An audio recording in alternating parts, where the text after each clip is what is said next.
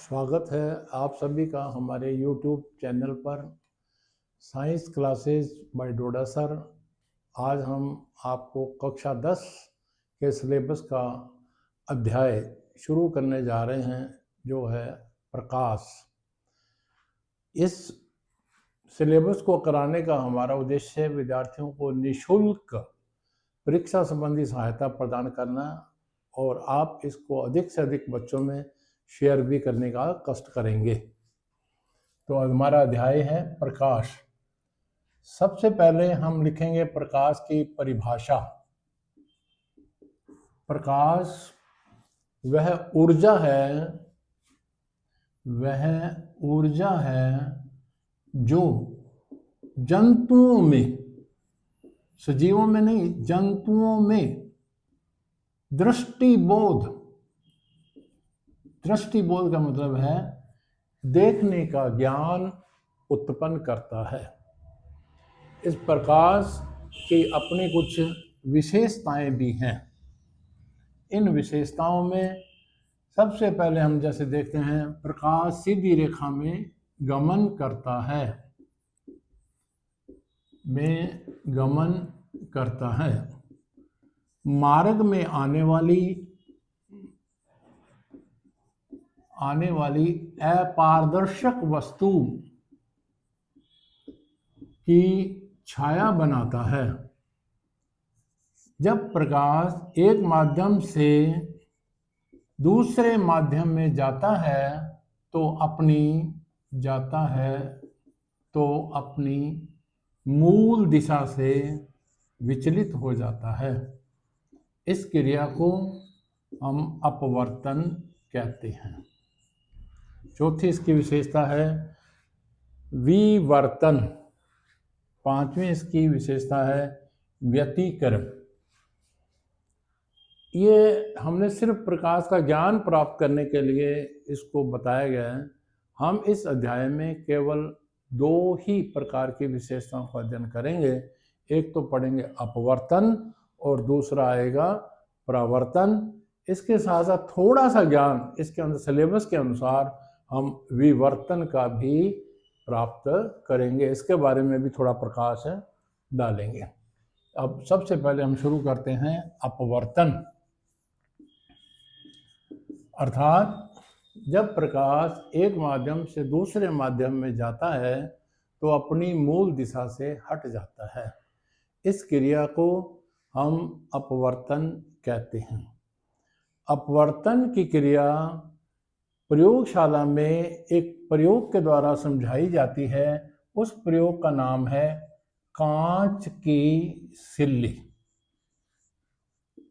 इस प्रयोग को हम अभी न करते हुए अपवर्तन जिन उपकरणों के द्वारा होता है उनका अध्ययन पहले करेंगे, जिनका नाम है लेंस एवं गोलीय दर्पण। इन दो से हम अपवर्तन की क्रिया का अध्ययन करेंगे। अध्ययन करने के लिए या इसको अच्छे से समझने के लिए हमें इनसे अपवर्तन के नियमों के बारे में थोड़ी जानकारी होनी चाहिए। वो जानकारी या वो नियम क्या है वो मैं जरा थोड़ा समझा रहा हूँ, आप भी इसको बड़े ध्यान से देखिए और समझिए। लेंस से अपवर्तन के नियम। लेंस से अपवर्तन के नियम। पहला नियम क्या है? वे प्रकाश की किरणें जो मुख्य अक्ष के समानांतर जाती हैं, लेंस में से गुजरने के पश्चात, जिसका मतलब है अपवर्तन के पश्चात, मुख्य फोकस से होकर ही जाती हैं। जिसका चित्र भी हम कई बार बनाते भी हैं और एग्जाम में हमसे पूछा भी जाता है, जो इस प्रकार है। लेंस के ऊपर सबसे पहले हम मुख्य अक्ष बनाते हैं और हमारा नियम, वे प्रकाश की किरणें जो मुख्य अक्ष के समानांतर चलती हैं, वे लेंस में से गुजरने के पश्चात जिस बिंदु से होकर जाती हैं उसे हम मुख्य फोकस, या यूं कह दूं कि मुख्य फोकस से होकर ही जाती है। दूसरा, ठीक इसके विपरीत है, वे प्रकाश की किरणें जो मुख्य फोकस से होकर जाती हैं वे अपवर्तन के पश्चात मुख्य अक्ष के समानांतर हो जाती हैं। ये मुख्य अक्ष के समानांतर हो जाती हैं। तीसरा नियम क्या है इसका? वे प्रकाश की किरणें जो प्रकाश केंद्र से होकर जाती हैं वे बिना मुड़े सीधी निकल, तो ये इसका बीच का बिंदु प्रकाश केंद्र है, यहां से प्रकाश की किरण बिना मुड़े सीधी निकल जाती है। ठीक इसी प्रकार से हम गोलीय दर्पण से भी अपवर्तन के नियमों का अध्ययन करते हैं। जैसा कि आप देख रहे हैं, ये लेंस जो है उत्तल लेंस है। ठीक यही क्रिया अवतल लेंस से भी होती है, लेकिन उसमें और इसमें अंतर क्या आता है, एक बार फिर सुने। वे प्रकाश की किरणें जो मुख्य अक्ष के समानांतर चलती हैं अपवर्तन के पश्चात मुख्य फोकस से होकर जाती हैं और अवतल के लिए जाती हुई प्रतीत होती हैं, वास्तव में नहीं जाती, वे आभासी होती हैं। जैसे अभी आपको चित्र से स्पष्ट हो जाएगा कि आप इसको देखें जरा।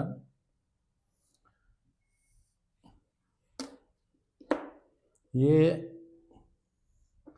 ठीक उसी की भांति प्रकाश की किरण मुख्य अक्ष के समानांतर चलती है, अपवर्तन के पश्चात ये इसको फैला देता है, इसलिए ये पीछे की ओर बढ़ाने पर जाती हुई प्रतीत होती है, जबकि वास्तव में तो आगे जा रही है, लेकिन पीछे की ओर बढ़ाने पर मुख्य फोकस से जाती प्रतीत होती है। तो मैं दोनों को मिला के भी कह सकता हूँ, वे प्रकाश की किरणें जो मुख्य अक्ष के समानांतर चलती हैं लेंस से अपवर्तन के पश्चात मुख्य फोकस से होकर जाती हैं या जाती हुई प्रतीत होती हैं। इसी प्रकार से दूसरा नियम भी, वे प्रकाश की किरणें जो मुख्य फोकस से होकर जाती हैं वे मुख्य अक्ष के समानांतर हो जाती हैं। और तीसरा भी नियम सेम है उसके लिए, वे प्रकाश की किरणें जो प्रकाश केंद्र से होकर जाएंगी वो बिना मुड़े सीधी निकल जाती हैं।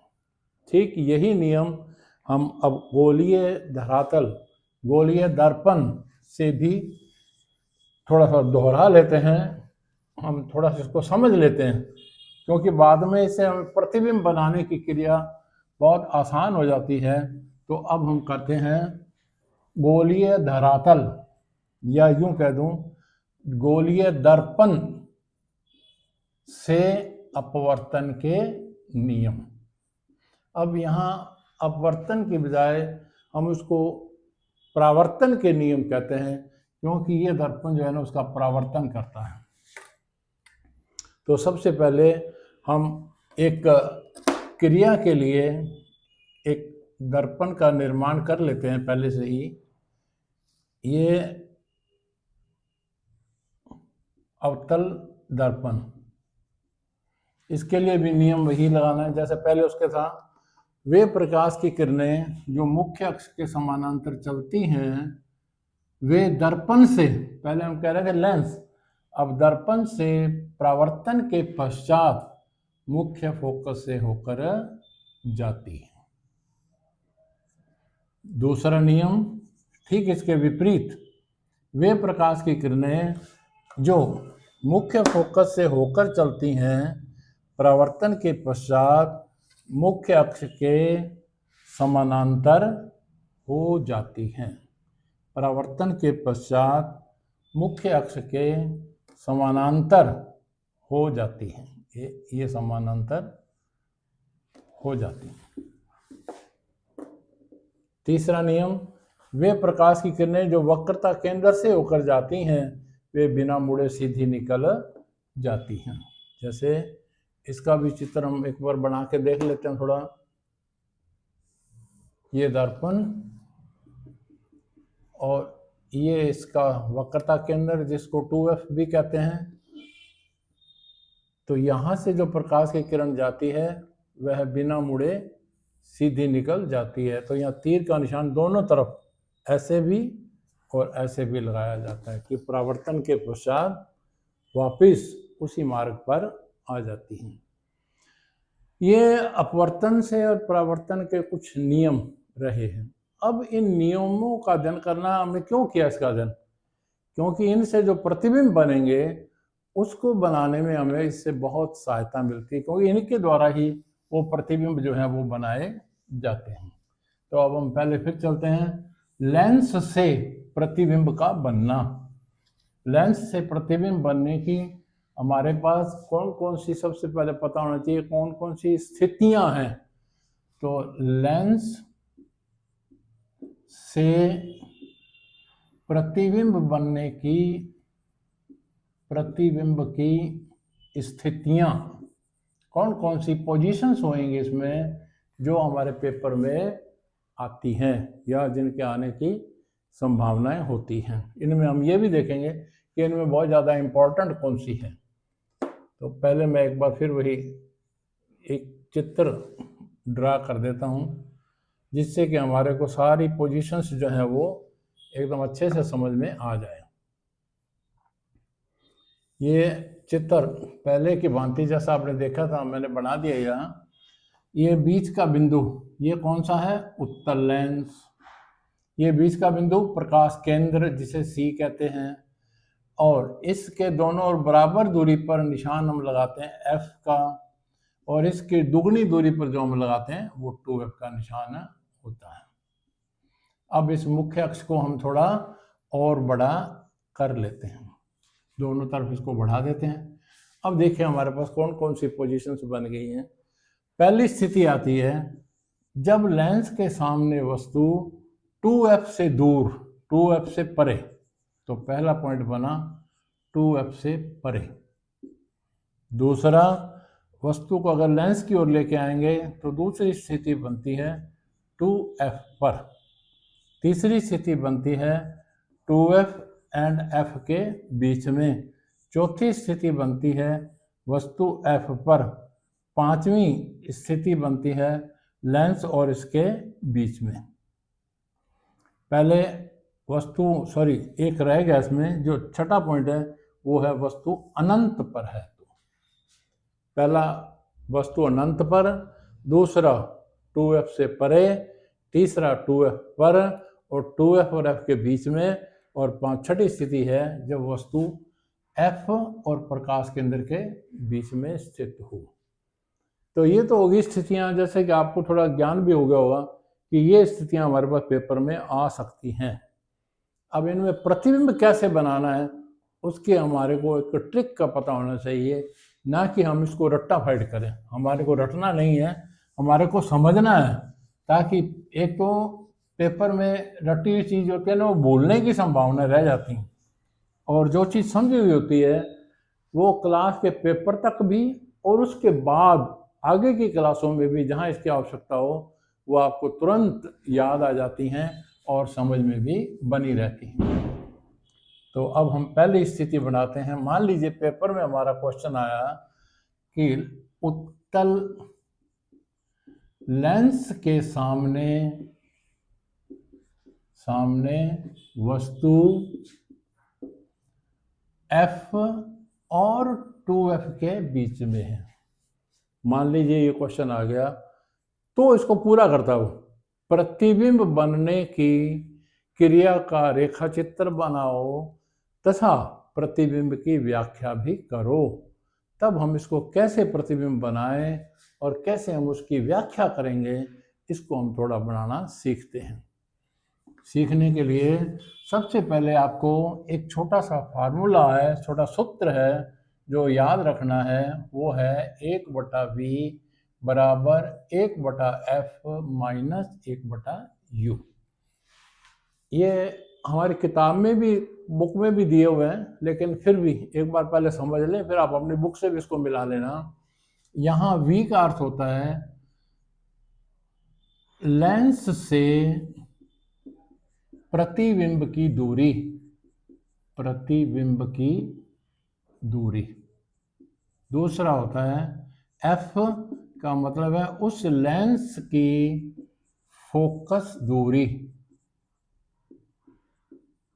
और u का मतलब यहाँ होता है लेंस से वस्तु की दूरी।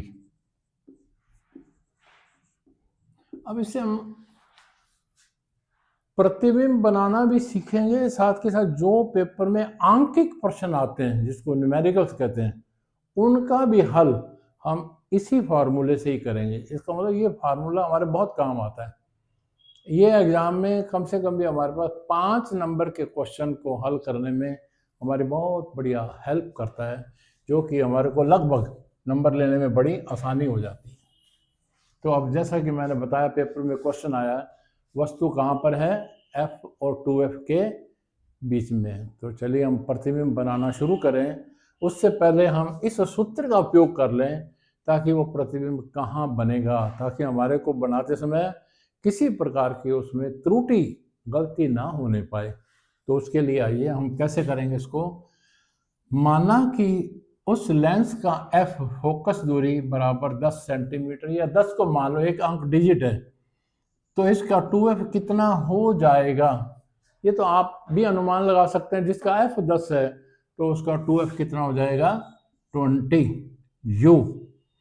अब मान लीजिए मैं किसी विद्यार्थी से पूछ लूँ भी देखो पेपर में क्या आया है, वस्तु कहाँ पर है, F और 2F के बीच में है। तो बीच का आइडिया आप लगा लें लगभग कौन सी संख्या बनेगी। मान लीजिए 15। मैंने 15 क्यों लिया, ताकि 15 लेने पर फार्मूले में रखते समय मेरे को लघुत्तम लेना आसान होता है। नहीं तो आप वैल्यू चाहे कुछ भी मान लो, 11, 12, 13, 18, 19 तक जो मर्जी मानो, सब बीच में ही आएंगी। लेकिन फिर भी मैंने 15 इसलिए मानी है, आपके सामने मैं अभी इसको हल करूंगा तो आप देखेंगे कि किस प्रकार से मेरे को ये बड़ा इजी हो जाता है। तो मैं भी आपसे ये कहूँगा कि आप जो भी संख्या बीच में कल्पना करें वो ऐसी माने कि मेरे को लघुत्तम लेते समय एक तो इजी हो जाए, दूसरा गणना में किसी प्रकार की त्रुटि होने की संभावनाएं भी न रहे। इसलिए अब देखें जरा इसको, मैं हल कर रहा हूँ। देखिए 1/v, आपको पता है v तो मैंने ज्ञात करना है, इसलिए v को v लिख दिया। बाकी की संख्याओं को लिखते हैं 1/10 माइनस u भी आपके सामने है 15, तो 1/15। अब हम इसको हल करेंगे तो लघुत्तम कितना आ गया 30। अगर इसको हल करेंगे तो 3 - 2 = 1/30। 1/b = 1/30 on cross multiply v = 30। तो यहाँ मैं लिख लेता हूँ। बस अब मेरे को 30 से मतलब नहीं है, 30 से तो मैंने इसका अर्थ मीनिंग बना लेना है कि क्या बनेगा, वस्तु का प्रतिबिंब कहाँ बनेगा। जिसका F तो है 10, 2F है 20, बस ये दो चीजें मानी थी। V हमारे पास आ गया 30। तो अब इन दोनों से अंदाजा लगाओ कि हमारा प्रतिबिंब कहाँ बनना चाहिए। 30 कहाँ आएगा, 20 से भी आगे आएगा। इसका मतलब हमारा प्रतिबिंब 2F से आगे, 2F से दूर, 2F से परे जा करके बनेगा। अब हम इसी को बिल्कुल ठीक एक्यूरेट बनाएंगे उन्हीं नियमों के द्वारा जो मैंने आपको पढ़ा दिए हैं। अगर तो हमारा ठीक 2F से आगे जाके बना तब तो समझो हमने बिल्कुल ठीक बनाया। अगर मान लीजिए कहीं उससे पहले बन गया तो हम देखेंगे इसमें कि हमारी गलती कहाँ पर हुई है और हम दोबारा फिर उसको बनाएंगे, लेकिन बनना 2F से आगे ही जाकर चाहिए। तो अब आप देख लें जरा, इसको थोड़ा सा मैं बना रहा हूँ कि कैसे बनाएंगे। तो सबसे पहले आप किसका निर्माण करेंगे, एक लेंस बना लेंगे। ये मैंने भी एक लेंस बना लिया। अब मुख्य अक्ष का निर्माण करेंगे।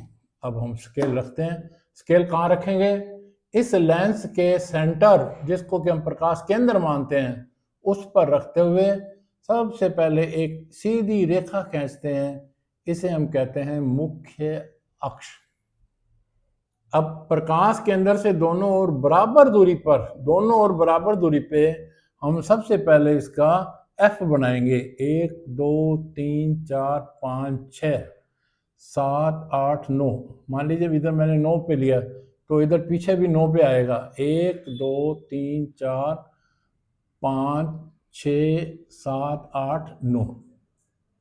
और इसका 2F ठीक इसका दोगुना करना है तो 9 को आगे और गिन लेते हैं। 1 2 3 4 5 6 7 8 9, इस प्रकार से पीछे भी गिन लेंगे इसको। 1 2 3 4 5 6 7 8 9। अब हम इसको मुख्य अक्ष को थोड़ा बड़ा कर लेंगे बस। ये हमने निशान लगा लिया। ये C, ये F और ये 2F। ठीक है। अब सबसे पहले जो हमने चिन्ह बनाने थे वो बना के लेंस का काम हमने पूरा कर लिया कि हमारा लेंस बन गया और ये मुख्य अक्ष भी बन गया। अब हम सबसे पहले वस्तु को रखते हैं। वस्तु कहाँ रखनी है? F और 2F के बीच में, जहाँ मर्जी रखो इसको। लेकिन मैं कहूँगा कि अभी की थोड़ी सी हाइट भी नाप लें, बाद में तुलना करने में आसानी हो जाएगी आपको। मान लीजिए मैंने 1 2 ये 3 सेंटीमीटर पे जो है वस्तु ऊंचाई पे बना दी। तो पहला नियम क्या है? वे प्रकाश की किरणें जो मुख्य अक्ष के समानांतर चलती हैं। ठीक, तो पहले हम किरण पैरेलल बनाएंगे इसके। लेकिन ये चीज ध्यान रखें कि साथ के साथ इस पे जो है ना एरो का निशान जरूर मार्क करें कि ये किरण किधर जा रही है। तो ये मैंने इस पे मार्क किया। अब लेंस में से गुजरने के पश्चात ये कहाँ से होकर जाएगी? ये F से होकर ही जाती है। तो ये मैंने F से इसको निकाल दिया। दूसरा भी कहाँ से जाएगी? प्रकाश केंद्र से होकर। और वो कैसे जाएगी? बिना मुड़े सीधी निकल जाएगी। और ये पहले वाली किरण को जहां पर भी काटेगी वहीं पर हमारा प्रतिबिंब भी बन जाएगा। तो अब आप देखिए जरा, मैं बना रहा हूं।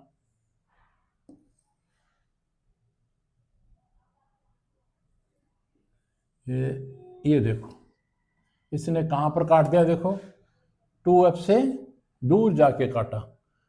तो जिधर कटा है उसी से हम मुख्य अक्ष से मिला देंगे इसको। तो हम इसको कहाँ मिला रहे हैं? नीचे से ऊपर की ओर मिला रहे हैं। तो इसका सिर नीचे की ओर है। तो अब देखिए प्रतिबिंब कहाँ बना? 2F से दूर। और हमारा फार्मूले में भी क्या आया था? 2F से दूर। इसका मतलब हमने इस चित्र को बिल्कुल ठीक बनाया। अब जो है आप इसकी तुलना करनी, क्योंकि उसने कहा प्रतिबिंब की व्याख्या भी करूं। तो अब हम प्रतिबिंब की व्याख्या में 3 ही बातें इसकी आती हैं। नंबर 1, प्रतिबिंब की स्थिति। अब आप देख रहे हैं स्थिति कहां पर बनी?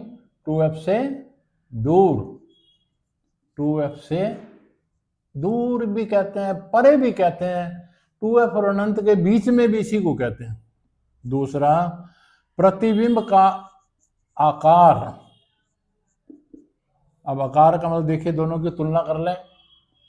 आपको कैसा दिखाई दे रहा है? उससे बड़ा। तीसरा, इसकी स्थिति, आकार, प्रकृति कैसी बनी? ये प्रकृति में कैसा दिखाई दे रहा है आपको? देखो ये तो सीधा है और ये सिर नीचे की ओर है, तो उल्टा। तो प्रकृति इसकी कैसी है? उल्टा। और उल्टे के साथ में आपको बताया एक शब्द जरूर लगेगा जिसको कहते हैं वास्तविक। अगर यही सीधा होता तब हम उसको कहते आभासी। तो ये हो गया जो पेपर में आया क्वेश्चन। देखो कितना इजी हो गया। वो तो हमारा सब फेयर वर्क नहीं है, वो तो हमने रफ करना है सारा। फेयर वर्क तो हमारा इतना सही है, लेकिन फिर भी हमारे ये 5 नंबर का अगर क्वेश्चन है तो हमारे 5 नंबर जो है इस पर बिल्कुल एकदम कन्फर्म है, क्योंकि हमारे पता है अभी हमने कहीं गलती इसमें की नहीं है, जैसा फार्मूले में है। अब इसी के साथ मान लीजिए कोई न्यूमेरिकल भी आ सकता है, तो वो सारे न्यूमेरिकल हम इसके बाद में एक बार हल करते हुए बताएंगे आपको कि कैसे न्यूमेरिकल्स को भी इसी फार्मूले से आपको हल है। अब हम थोड़ा प्रैक्टिस के तौर पर एक और उदाहरण ले लेते हैं जो मान लीजिए बोर्ड के पेपर में आ गया। वो क्या आ गया हमारे पास? अब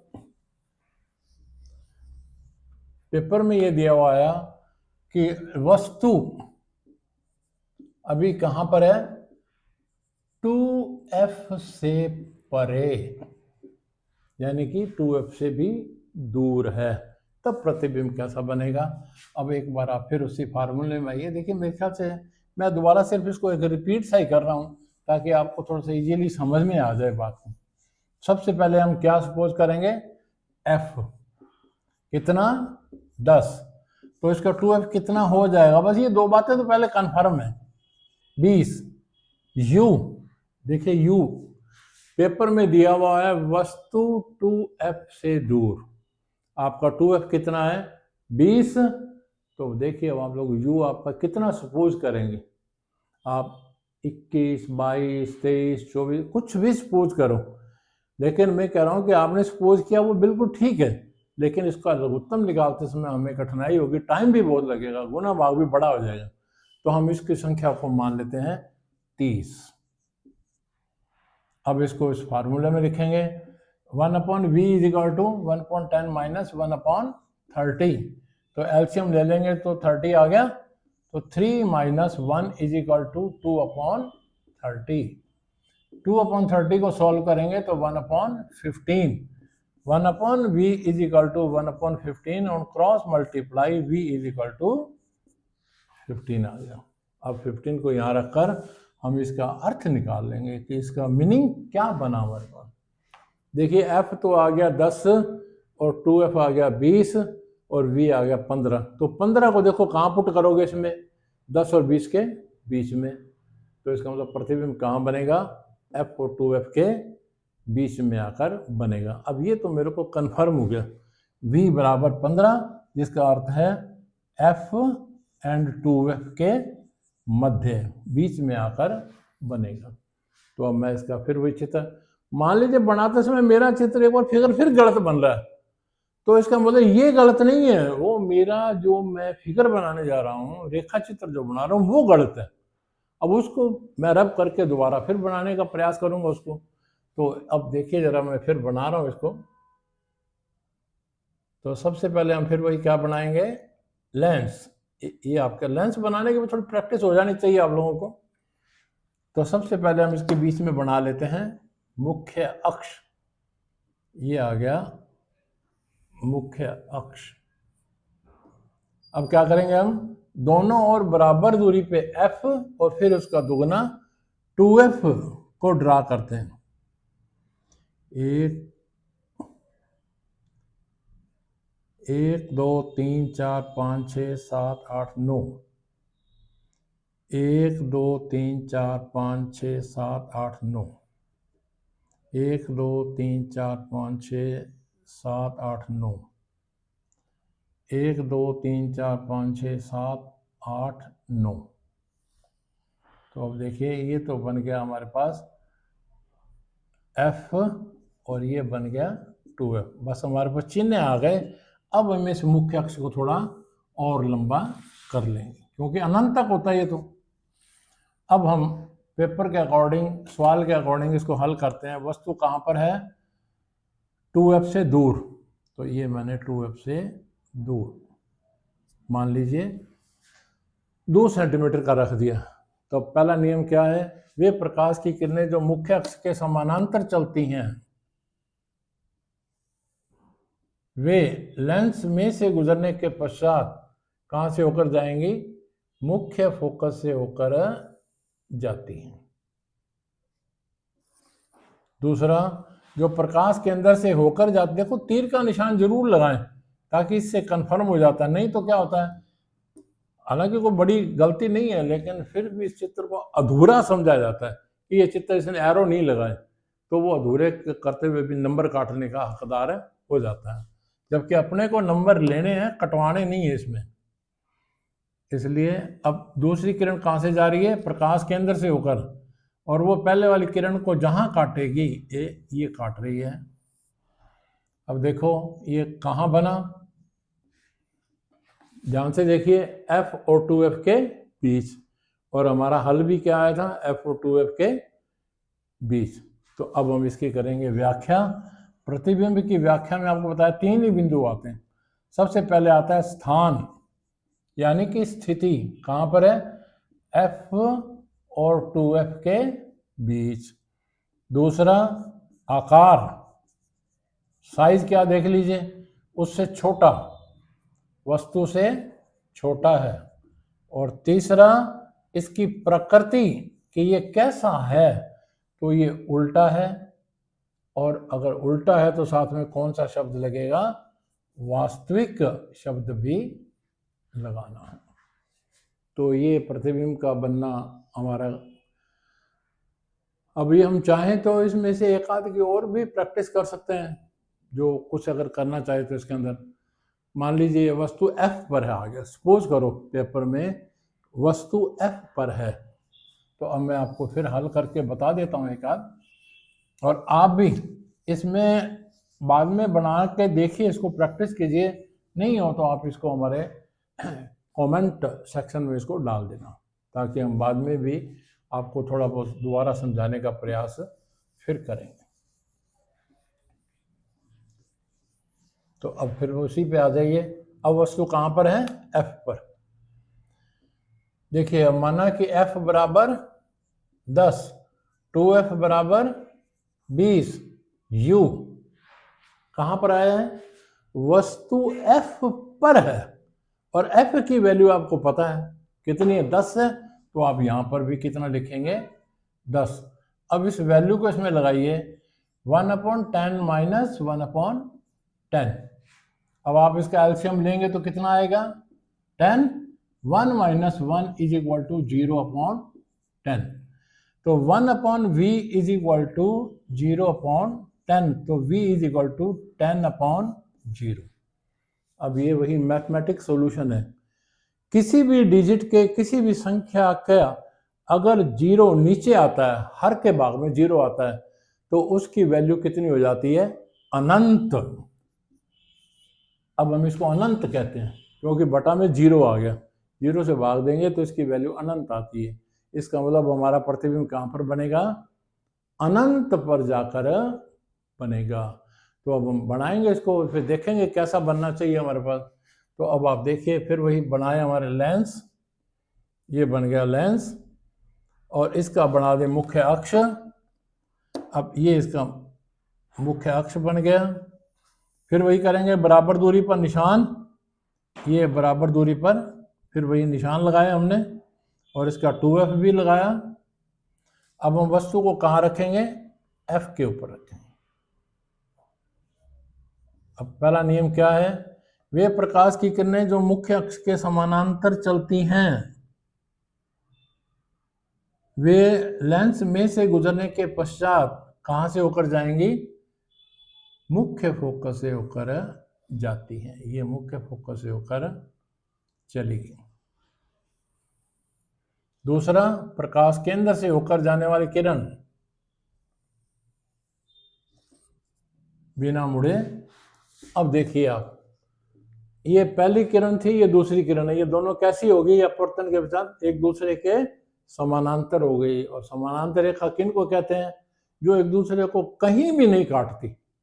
अब कहीं भी नहीं काटने का मीनिंग क्या है, ये कहाँ चली जाएंगी, अनंत पर चली जाएंगी। तो अब हमारा प्रतिबिंब कहाँ चला गया, अनंत के ऊपर चला गया। अनंत वाला प्रतिबिंब जो है मुख्य अक्ष पर बनता नहीं है। फिर वही हम इसके अंदर 3 बातें फिर लिख देंगे कि हमारी व्याख्या में 3 बातें आनी है। एक तो प्रतिबिंब की स्थिति कहाँ पर चला गया, अनंत पर। दूसरा, प्रतिबिंब का आकार, और तीसरा हम लिखेंगे प्रकृति। अब चूंकि ये किरणें देखिए लेंस में से होकर दूसरी तरफ जा रही हैं, इसका मतलब प्रतिबिंब जो है वो वास्तविक होगा, और वास्तविक होगा तो साथ में कौन सा शब्द लगेगा, उल्टा, और कैसा बनेगा, बड़ा। तो ये थे हमारे प्रतिबिंब बनने की। अभी जो 2-3 और रह गई हैं, अगर वो भी अगर आप नहीं बना पाओ तो हमारे को कमेंट्स में उसको लिखिए। तो अब हमने लेंस के बारे में अध्ययन कर लिया, प्रतिबिंब का बनना। कल हम इसी चैप्टर को कंटिन्यू रखते हुए गोलीय दर्पण से प्रतिबिंब का बनना शुरू करेंगे, आपको समझाया जाएगा। अब यदि आपको ये हमारा चैप्टर बहुत अच्छा लगा, समझ में आया है, तो आप इसको अधिक से अधिक शेयर करें और चैनल को सब्सक्राइब करें और लाइक करें। Thank you.